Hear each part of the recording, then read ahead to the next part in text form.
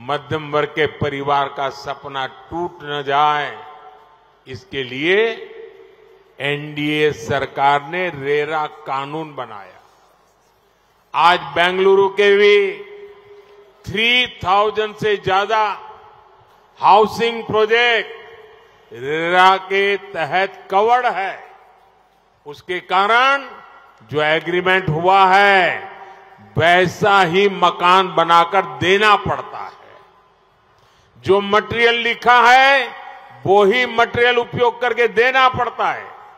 आप अपने क्लाइंट को गुमराह नहीं कर सकते, उसको लूट नहीं सकते। ऐसा रेरा कानून आप सब नागरिकों की भलाई के लिए बनाया है।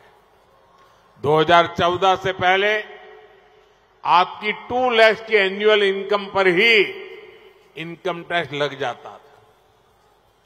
आज आपको 7 लाख रुपीस तक की इनकम पर कोई टैक्स नहीं देना पड़ता। 2014 से पहले अलग अलग तरह के इनडायरेक्ट टैक्सेस आपके कपड़ों का बिल, रेस्टोरेंट में खाने का बिल, हर तरह के खर्चे बढ़ा देते थे। जीएसटी लागू होने के बाद ये इनडायरेक्ट टैक्सेस भी कम हुए हैं। इससे भी आपके थाउजेंड्स ऑफ करोड़ रुपीस खर्च होने से बचे हैं। जो एलईडी बल्ब कभी 400 रुपीस का था, हम उसकी कीमत 400 से 40 रुपीस तक ले आए हैं। अब घर घर में एलईडी बल्ब होने से रोशनी ज्यादा मिलती है। बिजली बिल में मिडिल क्लास के करीब 20,000 करोड़ रुपीस हर साल सेव हो रहे हैं। अब तो एनडीए सरकार ने एक और नई योजना शुरू की है, पीएम सूर्यघर मुफ्त बिजली योजना। इससे इलेक्ट्रिसिटी का आपका बिल 0 होगा। इतना ही नहीं, इलेक्ट्रिसिटी से कमाई भी होगी। इतना ही नहीं, अब जमाना ईवी का आ रहा है, इलेक्ट्रिक व्हीकल का आ रहा है। उसके कारण आप अपनी स्कूटी हो, स्कूटर हो, कार हो, अगर वो इलेक्ट्रिक व्हीकल है तो उसका चार्जिंग भी घर में करवा सकते हो और आपको घर में चार्जिंग करने के बाद खुद का ट्रांसपोर्टेशन भी करीब करीब फ्यूल का खर्चा 0 हो जाएगा। साथियों, गरीब और मिडिल क्लास का बहुत बड़ा खर्च हेल्थ रिलेटेड होता है, लेकिन आयुष्मान भारत योजना इसमें गेम चेंजर साबित हुई है। आयुष्मान भारत योजना के चलते आज करोड़ों लोगों को 5 लाख रुपीस तक का फ्री ट्रीटमेंट मिलना सुनिश्चित हुआ है। इससे भी लोगों के 1 लाख करोड़ रुपए सेव हुए हैं। और अब बीजेपी ने अपना जो मैनिफेस्टो घोषित किया है उसमें इस योजना को एक्सपांड कर दिया गया है।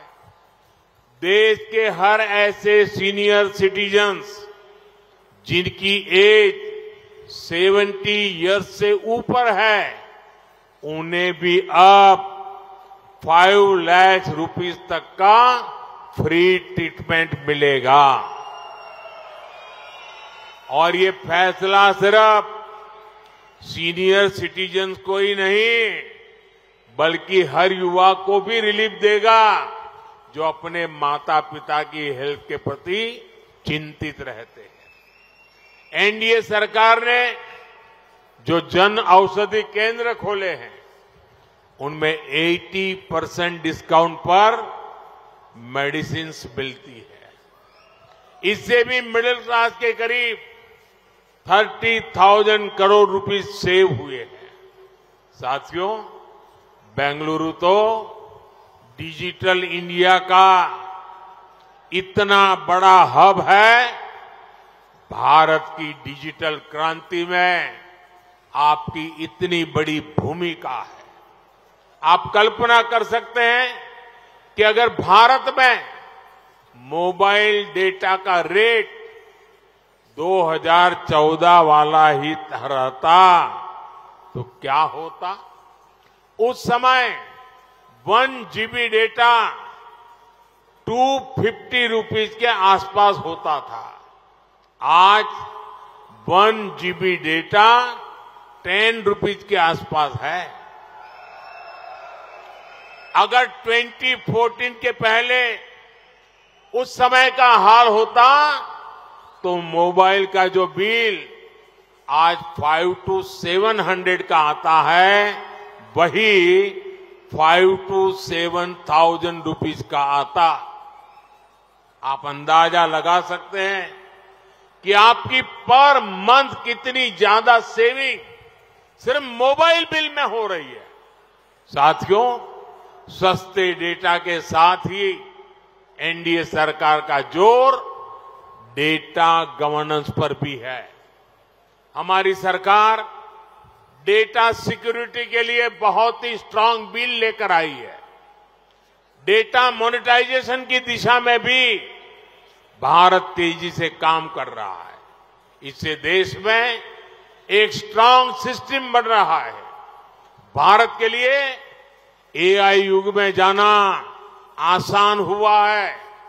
साथियों, नाड प्रभु केम्पे गौड़ा ने बेंगलुरु को एक शानदार शहर बनाने का सपना देखा था, लेकिन कांग्रेस सरकार ने कुछ ही समय में यहां की सिचुएशन बिगाड़ दी है। कांग्रेस ने टेक सिटी को टैंकर सिटी में बदलकर उसे वाटर माफिया के हवाले कर दिया है। एग्रीकल्चर हो या फिर शहरी इंफ्रास्ट्रक्चर, हर जगह बजट को कट किया जा रहा है। कांग्रेस सरकार का ध्यान सिर्फ करप्शन पर है, बेंगलुरु के लोगों की समस्याओं पर नहीं है। कर्नाटका में सिर्फ सेंट्रल गवर्नमेंट के प्रोजेक्ट तेजी से चल पा रहे हैं। 2014 में नम्मा मेट्रो का नेटवर्क सिर्फ 17 किलोमीटर था, आज 70 किलोमीटर से ज्यादा हो चुका है।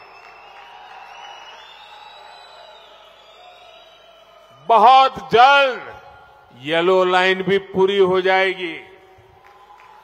दशकों से लटके बेंगलुरु सबर्बन प्रोजेक्ट पर काम शुरू हो चुका है।